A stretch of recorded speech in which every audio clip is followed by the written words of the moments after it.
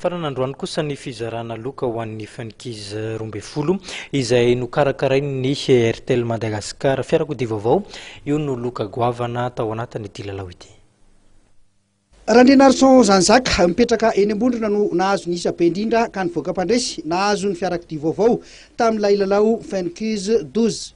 Io tolakandro io natolotry ny Airtel azy ny fanalahidin'ny fiara naneo ny afaliny ary ny mpandresy tamin'ity lalao Fun Quizz ity. Faly satria tena raha ny deparan'ny lalao zany dia tsy nieritreritra eo tonga dia amin'ny fiara dia faly fa azo ny fiara. Tamin'ity faraparan'ity zany vao nanokana fotoana satria nahita ilay hoe fakaiky ilay grand lot.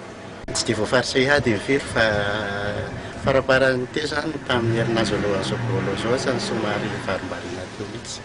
Mbola hita eo aloha nanaovana azy angatana tolotsaina avy amin'Andriamanitra. Mahafinaritra ny lalao ka mahafinaritra ary mila faharetana dia fahasotoana dia fanantenana sy finoana.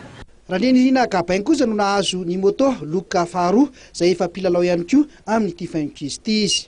Ary Ramarson Vincent no nandrombaka ny loka fahatelo ka napetangla. Nitoy ny lalao karakarin'ny Airtel ary efa manomboka sady ny Fun Quizz fahatelo ambin'ny folo izay aharitra 70 andro ka isy ny loka hozaraina isam-bolana. Mbola Fiarakodia vaovao ihany koa ny loka goavana amin'ity Fun Quizz 13 ity.